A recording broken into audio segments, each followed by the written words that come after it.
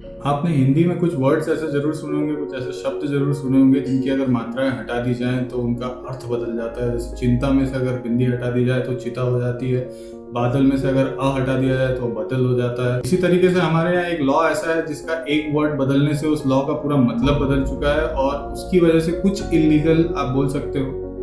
क्योंकि एक्चुअल में ये इलीगल कैसे और क्यों है मैं आपको ये समझाऊंगा, तो इस वीडियो में बने रहिए और हम वीडियो को शुरू करते हैं।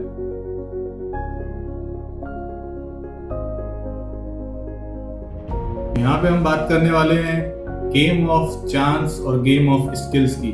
गेम ऑफ चांस और गेम ऑफ स्किल्स में से अगर आप बात करते हो तो गेम ऑफ स्किल्स इंडिया में लीगल है और गेम ऑफ चांस इंडिया में लीगल नहीं है।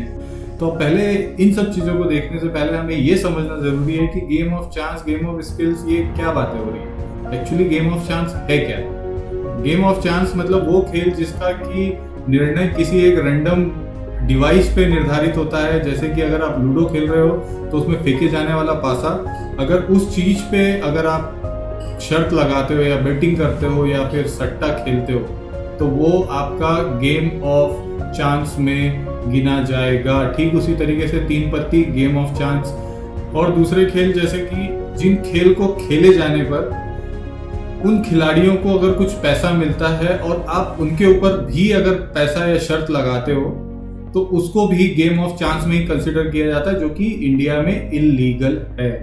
ठीक उसी तरीके से गेम ऑफ स्किल्स क्या होता है? गेम ऑफ स्किल्स मतलब कि वो खेल जो आपकी स्किल्स से खेला जाता है। अगर उस चीज पे आप पैसा लगा रहे हो तो उसको खेलना या उस पे पैसा लगाना या उस पे बेटिंग करना इलीगल इंडिया में नहीं माना जाता है। वो खेल जिसको कि आप खेल रहे हो और उसको खेलने में आपका दिमाग खर्च हो रहा है या फिर उसको खेलने में आपकी एनर्जी लग रही है और आप उस चीज के ऊपर शर्त लगा रहे हो, तो उसको खेलने पर शर्त लगाने के लिए जो पैसा लगाया गया है वो इलीगल नहीं माना जाता है, वो गेम ऑफ स्किल्स में काउंट होगा। ये ठीक उसी तरीके से है जिस तरीके से अगर हम दो टीम बनाते हैं, मान लीजिए क्रिकेट में, और वो दोनों टीमें अगर मैच खेल रही हैं, उस मैच के खेलने के बाद उस मैच को जीतने के लिए जो भी इनाम राशि रखी गई है वो पार्ट उन दोनों टीमों के लिए गेम ऑफ स्किल्स हो जाएगा। क्योंकि वो दोनों अपना स्किल्स, अपना एनर्जी, अपना फिजिकल स्ट्रेंथ लगा रही हैं, उस चीज को पूरा स्ट्रेटेजाइज कर रही हैं और फिर उसके बाद उस चीज को जीत रही हैं। मतलब कि वो ट्रॉफी या इनाम राशि जो कुछ भी है, तो वो गेम ऑफ स्किल्स हो गया।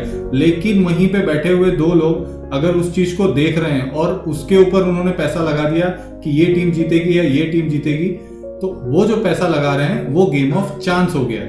मतलब जो खेल रहे हैं और वो जब जीतेंगे तो वो गेम ऑफ स्किल्स हो गया, क्योंकि वो टूर्नामेंट जीतने के लिए उन्होंने अपनी मेहनत, अपना दिमाग खर्च किया है, पूरी स्ट्रेटेजी बनाई है और वो पिच तक गए हैं, खेला है और वो जीत करके आए हैं। लेकिन वहीं पे गेम ऑफ चांस मतलब कि जो दर्शक उसमें से देख रहे थे उन्होंने बोल दिया टीम ए जीतेगी या टीम बी जीतेगी और उस पर पैसा लगा दिया, या ये खिलाड़ी छक्का मारेगा, वो चौका मारेगा, उस पर पैसा लगा दिया, तो वो गेम ऑफ चांस हो गया। क्योंकि उसमें उनका कोई स्किल्स कहीं पे भी काउंट नहीं हो रहा, ना उनकी कोई स्ट्रेंथ काउंट हो रही है। उनकी तरफ से सिर्फ ये बोला जा रहा है, ये अज्यूम किया जा रहा है कि हाँ ये अगली बॉल पे छक्का मारेगा, तो वो एक अनुमानित है। वो कहीं से भी ऐसा नहीं है कि इन्होंने अपना दिमाग खर्च कर दिया उसके पीछे या वो खुद ग्राउंड तक चले गए। तो ये इस तरीके से होता है। लेकिन आपको ये जान करके आश्चर्य होगा कि ये इलीगल है भारत में जुआ खेला जाना। तो अगर क्रिकेट की अभी जैसे मैं क्रिकेट की बात कर रहा था, तो क्रिकेट में अगर मैं ऑफलाइन खेलूंगा तो ऑफलाइन क्रिकेट खेलना मतलब कि सट्टा खेलना वो इलीगल है इंडिया में। और ऑनलाइन अगर आप खेलोगे तो उसको गेम ऑफ स्किल्स में काउंट किया जाता है।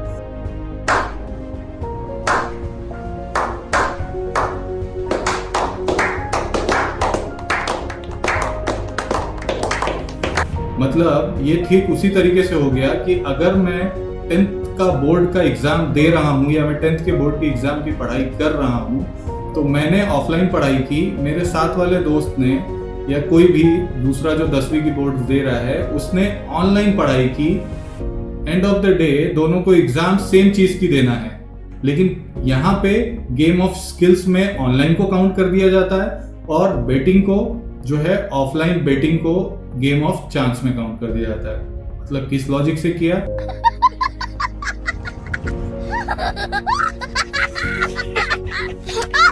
तो 1867 में इस पे कानून लाया गया जिसके तहत कि इसको 200 रुपये जुर्माना और 3 महीने की सजा का प्रावधान है इसमें। और ये तब होगा जब आप ऑफलाइन याद रखिएगा, आप इसको जब ऑफलाइन खेल रहे हैं तब। मतलब अगर आप सट्टा खेल रहे हैं, सुनने में थोड़ा बुरा लगता है, ये थोड़ा सा छोटी सोच वाली चीज लगती है कि सट्टा मतलब सटोरी है, जुआरी है, ये वर्ड सुन के अजीब लगता है ना कि हम कैसे एक्सेप्ट कर लें इन लोगों को समाज में, ये बात आती है कहीं ना कहीं दिमाग में। तो आप अगर सट्टा खेल रहे हैं तो वो इलीगल है, लेकिन अगर आप ऑनलाइन ऐप के थ्रू बैटिंग कर रहे हैं तो आप मतलब जीनियस हो, आप गेम ऑफ स्किल्स में आ गए। कितने तेजस्वी लोग हैं हमारे पास, कितने शानदार विचार रखते हैं जी। इस गेम ऑफ स्किल्स और इस गेम ऑफ चांस का फायदा उठाया है। तो इस तरह की कुछ ऐप हैं जो आपको मोस्टली इंडिया में देखने को भी मिल रही है, जिनके थ्रू आईपीएल खेला जाता है और इनको गेम ऑफ स्किल्स के तहत फैंटेसी क्रिकेट का नाम दिया हुआ है। अब आप ये बैटिंग है या नहीं है, इससे फायदा होता है या नहीं होता है, इस ऐप को कैसे बनाया जाता है या ये ऐप कैसे काम करती है, खुद इन भाई साहब से सुन लीजिए। वैसे ऑलरेडी मैंने इसके कॉस्ट के बारे में डिस्कस किया हुआ है। आईपीएल बैटिंग वेबसाइट अगर आपको बनवाना हो तो आप मुझे कांटेक्ट भी कर सकते हो, इसका कॉस्ट भी मैंने आपको बता दिया है। और सबसे बड़ी बात, आईपीएल बैटिंग वेबसाइट जब आप बनवाते हो तो प्रॉब्लम आती है एपीआई में। एपीआई जो बाय होता है, जो रन रेट, स्कोर, लगाई, खाई, ये जो रहता है ना वर्ड, एक्चुअली जो यहाँ पे पैसे लगते हैं, यहाँ पे जो एपीआई यूज होता है, एक्चुअली एपीआई हम भी बना सकते हैं, ठीक है, हम डेवलपर से एपीआई हम भी बना सकते हैं, लेकिन एग्जैक्टली जो रन रेट चल रहा है वो आपको फिर मैनेज करना पड़ेगा खुद से। होता क्या है दोस्तों, अगर आप आईपीएल का मतलब वेबसाइट बना रहे हो, बैटिंग वेबसाइट बनवा रहे हो, तो अगर आप एपीआई बाय कर रहे हो तो लगभग वो 70,000 तक एपीआई जाता है। मैं आपको पहले बता देता हूँ, पहली बात तो वैसे एपीआई मिलते नहीं है जल्दी, ठीक है, और एपीआई नहीं मिलते हैं तो प्रॉब्लम्स बढ़ती हैं, क्योंकि एक तो ये सारी चीज़ आपको जल्दी चाहिए, ठीक है, दूसरा एक तो इलीगल है। अगर किसी बंदे ने आपका पैसा, मतलब आपने एपीआई के लिए पे किया और वहाँ पे किसी बंदे ने आपका पैसा ले भी लिया, तो आप लीगल केस नहीं कर पाओगे उसके ऊपर, लीगल एक्शन नहीं ले पाओगे उसके ऊपर, क्योंकि गलती आपकी थी। तो उस सिनेरियो में आप क्या कर सकते हो कि आप खुद का एपीआई बनवा सकते हो डेवलपर से, लेकिन खुद का बनवाओगे तो एक स्टाफ रख लो। मैं तो पर्सनल सजेस्ट करता हूँ कि एक स्टाफ रखो, ज़्यादा बेस्ट रहेगा, वो आपके स्कोर रेट को अपडेट करता रहेगा। 10,000 में आपका स्टाफ मंथली पेमेंट लेगा, लेकिन 70,000 का आपका एपीआई आएगा, तो वो टफ रहता है, मुश्किल रहता है, बड़ा अमाउंट देना पड़ता है वहाँ पे। और दूसरी बात ये है कि जो एपीआई वाले रहते हैं ये भी जानते हैं कि आप इसमें ज़्यादा पैसा कमाने वाले हो, इसलिए वो एपीआई का रेट भी वैसा रखते हैं, 70,000 तक रखते हैं, 80,000 तक रखते हैं, तो मतलब अर्निंग अच्छी खासी है। इस ऐप का कैसे प्रमोशन किया जाता है, आइए अब ये देखते हैं। वैसे तो आप सभी को पता है कि ये इलीगल है इंडिया में। ड्रीम 11 प्रमोट हो सकता है, आप उसे यूट्यूब पे प्रमोट कर सकते हो। अगर आपने ड्रीम 11 जैसा वेबसाइट बनाया है, एप्लीकेशन बनवाया है, तो आप उसे प्रमोट कर सकते हो, यूट्यूब पे भी प्रमोट कर सकते हो, मतलब गूगल के एड्स के थ्रू भी प्रमोट कर सकते हो, फेसबुक के एड्स के थ्रू भी प्रमोट कर सकते हो, यानी फेसबुक बूस्टिंग भी कर सकते हो, गूगल के एड से भी उसको प्रमोट किया जा सकता है। लेकिन IPL batting application, IPL batting website जो होता है उसे प्रमोट करना थोड़ा टफ रहता है, क्योंकि एक तो वो इलीगल है, इंडिया में कंप्लीट इलीगल है। ड्रीम 11 भी कई स्टेट में इलीगल है, वैसे इंडिया में लीगल है ड्रीम 11, एक छोटे से रीजन की वजह से वो। चलिए अब आपको एक कहानी सुनाता हूँ, स्पेशली ये पेरेंट्स के लिए है कि आपको पता होगा कि आपके घर में अगर 12 साल से बड़ा है कोई बेटा या बेटी है, तो वो लोग मोबाइल ऐप्स बहुत ईजिली यूज़ करते हैं। इसका सबसे सटीक एग्जाम्पल है पबजी। वो लोग पबजी खेलना तो जानते होंगे। अब यहाँ पे बात आती है कि पबजी ऑलरेडी बैन हो चुका है, लेकिन फिर भी वो खेलना जानते हैं। अगर वो ये जानते हैं कि वीपीएन कैसे लगाया जाता है, हैक्स कैसे यूज़ किए जाते हैं, या पबजी को कैसे खेला जा सकता है बैन होने के बाद भी, तो ऑब्वियसली वो लोग बहुत आसानी से जानते होंगे कि इस तरीके की ऐप भी हैं। और अगर आपको डाउट है तो आप उनसे खुद पूछ करके देख लीजिएगा कि इस तरीके की जो ऐप, जो स्क्रीन पे आप देख पा रहे हो, इस तरीके की ऐप्स के बारे में वो लोग जानते हैं कि नहीं। एक बहुत ही मशहूर डायलॉग है कि आप ये काम कर लीजिए और मैं इस ऐप पे जाकर के टीम बना लेता हूँ। ये मैं कर लेता हूँ, तब तक आप ड्रीम 11 पे टीम बनाओ। Dream 11 ये मैं कर लेता हूँ, तब तक आप ड्रीम 11 पे टीम बना लो। Dream 11 make your team now. तो आप ये सोचिए कि अगर वो इस चीज को कर सकते हैं और इस ऐप से पबजी को ये खेल सकते हैं, तो उनके लिए कितना आसान है कि वो इन सब ऐप्स पे भी एक्सेस ले सकते हैं। और अगर वो लॉगिन करते हैं, क्योंकि जिस तरीके से इन ऐप्स का एडवर्टीजमेंट हो रहा है यूट्यूबर्स के जरिए, क्योंकि ये प्ले स्टोर पे आपको नहीं मिलेंगी, क्योंकि प्ले स्टोर पे बैटिंग करने वाली ऐप है जिनसे कैश टूर्नामेंट्स और इस टाइप की चीज़ें होती हैं, इस टाइप की ऐप्स को बैन कर दिया जाता है। अगर आपका बच्चा आज की डेट में अगर आपसे कोई छोटा सामान मांगता है कि मुझे ये सामान चाहिए, ये ऑर्डर करना है, या कुछ भी है 100, 200, 300, 500 रुपए की चीज़, तो आप सोचोगे कि ठीक है, कोई बहुत बड़ी रकम नहीं मांगी है, बहुत बड़ी चीज़ नहीं मांगी है, आप ऑनलाइन ऑर्डर करने के लिए उसको पैसा दे रहे हो। लेकिन अगर मान लो वो चीज़ 200 रुपये की आ रही है और वो 100 रुपये आपसे एक्स्ट्रा ले रहा है और वो 100 रुपये उस ऐप में लगा रहा है, क्योंकि ये ऐप इस तरीके से लुभाती है कि ये आपको 1000 रुपये, 200 रुपये, 300 रुपये इस तरीके से आपको वो सीधा सीधा बोनस देती हैं अकाउंट के अंदर आपके, जिससे आप ये खेल सकते हो टूर्नामेंट। बट उसके लिए आपको कुछ एक अमाउंट कि 11 रुपये, 50 रुपये, 100 रुपये से लॉग इन करना होता है। अब ये करने के बाद जब आप इसमें लॉग इन करते हो तो इसके अंदर फॉर एग्जाम्पल हम मान लेते हैं कि इसके अंदर लॉग इन करने के बाद आपको 1500 रुपये का उन्होंने कैशबैक दे दिया। 1500 रुपये आपके अकाउंट में आ गए। मान लीजिए आपने 100 रुपये उसमें लॉग इन के लगा दिए, 100 रुपये आपने लॉग इन के लगा दिए, 1500 रुपये उन्होंने दे दिए, मान लीजिए ये 1600 रुपये हो गए। अब 1600 रुपये में उन्होंने टर्म्स एंड कंडीशन, मान लीजिए आप खेलते खेलते जीत रहे हैं तो उन्होंने टर्म्स एंड कंडीशन ऐसी रख दी है कि अगर आपको निकालना है पैसे तो आपके पास मिनिमम इस अकाउंट में आपको 1500 रुपये रखने पड़ेंगे, और आप जितना भी पैसा आप इस पे से निकाल रहे हो उतने पैसे को आप कभी भी अपने बैंक में ले सकते हो, लेकिन ये 1500 रुपये आपके अकाउंट में होना चाहिए। इस तरीके से ऐसे होता है कि इनका भी पैसा सेफ हो गया और आप भी अपना खेल रहे हो, हार रहे हो, जीत रहे हो, उससे उनको कोई मतलब नहीं है, क्योंकि एंड ऑफ द डे उनको उस 1500 रुपये का ध्यान रखना। अब इस 1500 रुपये को लेने के लिए इंसान सोचता है कि मैं ये पैसा कहीं से भी कवर करूँ, कैसे करूँ, तो वो पहली बार जरूर लॉग इन कर सकता है अगर उसे अच्छा लगता है, क्योंकि शॉर्टकट्स हर किसी को पसंद है आज की डेट में। जो इस उम्र के लोग होते हैं उनको शॉर्टकट्स मोस्टली पसंद आते हैं कि कम समय में ज़्यादा पैसा बन जाएगा। एंड ये काइंड ऑफ, जैसे बोला ना मैंने, फैंटेसी क्रिकेट के नाम से चलता है, तो ये इसी तरीके से लोगों में मशहूर भी है। तो जिस तरीके से लत की बात की जाए अगर इसमें, तो लत, अगर पबजी खेलते खेलते आपने एक न्यूज़ सुनी होगी कि एक बच्चे ने 17 लाख रुपए घर के उजाड़ दिए सिर्फ और सिर्फ कुछ ड्रेसेस और कुछ कॉइन्स और कुछ कह सकते हो आप कुछ गन्स की स्किन और ये सब चीज़ें खरीदने के लिए अपने पिताजी के।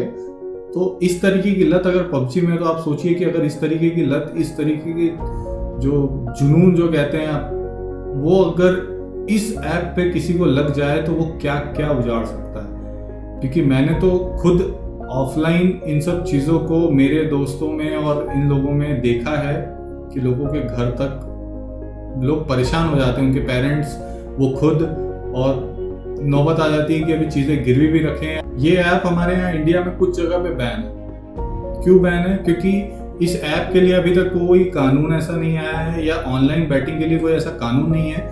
ऑफलाइन में कुछ प्रावधान ऐसे दिए गए, जैसे कसिनोज वगैरह ये सब चीज़ें हैं, तो ये गोवा में और सिक्किम में कुछ कुछ जगहों पे मतलब ये लीगल कर दिया गया है। लेकिन ऑनलाइन इसके लिए कोई ऐसा सख्त कानून या कोई ऐसा सटीक कानून नहीं होने की वजह से गेम ऑफ स्किल्स के नाम पे ये बहुत तेजी से अपने पैर पसार रहा है। और अगर आप देखोगे कि इसमें कितना कमाई हो सकता है या कितना कोई कमा रहा है, तो चलिए एक छोटा सा कैलकुलेशन करके देखते हैं। आप लोग अपना कैलकुलेटर निकालिए और शुरू करते हैं हम लोग। मान के चलते हैं कि इस IPL में किसी एक इंसान ने 100 रुपये से बैट लगाना स्टार्ट किया। वो हर मैच में अगर 100 रुपये लगा रहा है, तो इस हिसाब से 56 मैचेस खेले जाने हैं IPL के अंदर, तो वो 5600 रुपये पूरे IPL में खर्च कर रहा है। ये सबसे मिनिमम बता रहा हूँ मैं आपको। अब यहाँ पे अगर आप देखोगे तो 139 करोड़ में से 2 करोड़ आबादी ऐसी होगी जो ये चीज़ अफोर्ड कर सकती है।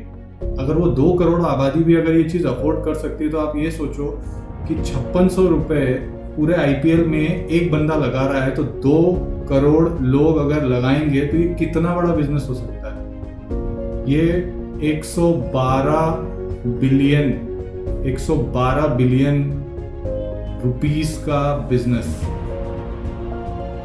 हर IPL में हो रहा है। ये सबसे मिनिमम बता रहा हूं मैं आपको। और अगर यही चीज आपने ऑफलाइन किया तो बुकी हो गया, और कुछ एक टर्म यूज करते लोग पंटर्स हो गए, और इस टाइप के जो लोग हो गए जो मतलब ये पूरा अरेंजमेंट करते हैं ऑफलाइन, इस टाइप के जो लोग हो गए, इन लोगों को सीधा सीधा उठा करके जेल में डाल दिया जाता है, या फिर इनको कहीं ना कहीं पे लीगली इन पे कोई ना कोई कार्रवाई हो जाती है।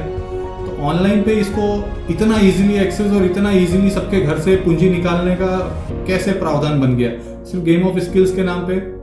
अगर ये गेम ऑफ स्किल्स है तो मुझे सिंपल एक लॉजिक ये नहीं समझ में आता है, जिस क्रिकेट को ऑफलाइन अगर हम टीम बना करके या खरीद करके या बॉल के ऊपर पैसा लगा करके खेलते हैं तो उसको सट्टा और इल्लीगल बोल दिया जाता है।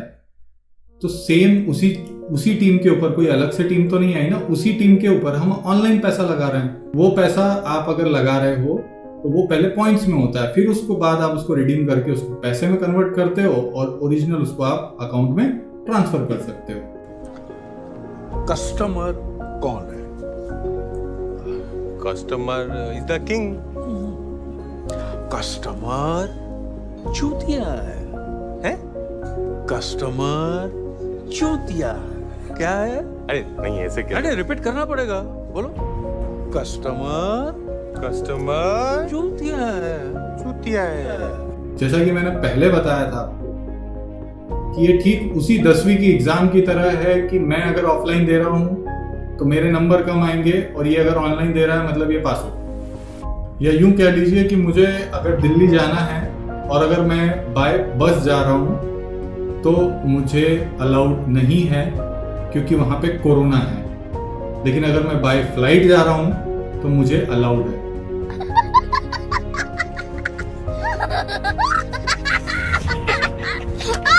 इसके अंदर होता यह है कि आपके घर से एक बड़ी पूंजी निकल के इन लोगों के पास जाती है जो इस तरीके की ऑनलाइन बैटिंग एप्स चला रहे हैं, पहली चीज। दूसरी चीज, आपके बच्चे का पूरा समय जाता है। तीसरी चीज, उसको एक लत लग जाती है क्योंकि उसने हार देखी होती है। इन एप्स पे बहुत रेयर चांसेस होते हैं कि लोग जीत रहे हैं, ठीक है। और अगर जीतते भी हैं तो कितने डेली, सबको थोड़ी 1-1 करोड़ रुपए दे दिए जाते होंगे। डेली अगर जीत भी रहे हैं तो कोई 1, 2, 3, 4 कुछ ऐसे लोग जीतेंगे ना। अब बात कर लेते हैं हम देश से जुड़ी। अगर ये ऐप्स बंद करना इतना इम्पॉसिबल है या इतनी ही प्रॉब्लम्स हैं इस ऐप को रोकने में, तो क्यों सरकार इसे इस तरीके से ट्रीट कर रही है? क्यों सरकार इसको लीगल नहीं कर देती? अगर लीगल कर देती तो कुछ पैसा सरकार के खाते में भी जाता, क्योंकि ये 112 बिलियन रुपीस का अगर बिजनेस हो रहा है तो ये पैसा सिर्फ और सिर्फ अंधा उन्हीं लोगों के खाते में जा रहा है जो लोग इस चीज को बढ़ा रहे हैं। अब स्पष्ट इस चीज पे बात कर लेते हैं कि इस चीज को प्रमोट कौन कौन कर रहा है। ये चीज प्ले स्टोर पे प्रमोट नहीं हो सकती क्योंकि ये लीगल नहीं है प्ले स्टोर के अकॉर्डिंग, लेकिन ये प्रमोट करने के लिए यूट्यूबर्स हैं। दूसरे, इस चीज को प्रमोट करने के लिए कुछ क्रिकेटर्स भी हैं। बहुत दुख होता है ये चीज सोच करके कि लोग पैसे के लिए इतना ज्यादा पागल हो गए हैं कि ये लोग ये भी नहीं सोचते हैं कि सही क्या है, गलत क्या है, किस चीज को बढ़ावा देना चाहिए, किस चीज को नहीं।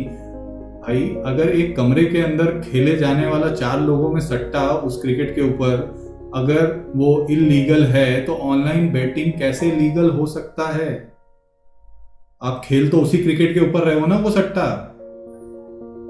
और ये गेम ऑफ स्किल्स किस हिसाब से हो गया, मुझे ये आज तक नहीं समझ में आया। सिर्फ और सिर्फ इसलिए क्योंकि इसके हिसाब से या ऑनलाइन बैटिंग के लिए कोई कानून नहीं है इंडिया में, इसलिए क्योंकि ऑफलाइन में तो राज्य सरकारों ने कहीं ना कहीं हर चीज को लीगली इलीगली कंसीडर करके और बैन लगाना या अलाउ करना वो चीजें देख रखी हैं। जैसे कि ऑलरेडी अगर आप इस बैटिंग ऐप की भी बात करोगे तो ये कुछ स्टेट्स में नहीं खेला जा सकता है, कुछ स्टेट्स में आप इसको नहीं यूज कर पा रहे, तो बाकी की राज्य सरकारें क्या कर रही है। और मैं अभी राज्य सरकारों के साथ साथ केंद्र से भी यही चीज पूछना चाहूंगा कि आप इस चीज को इतना लाइटली कब से लेने लगे कि आप प्रमोट करने के लिए अलाउ कर रहे हो इन लोगों को।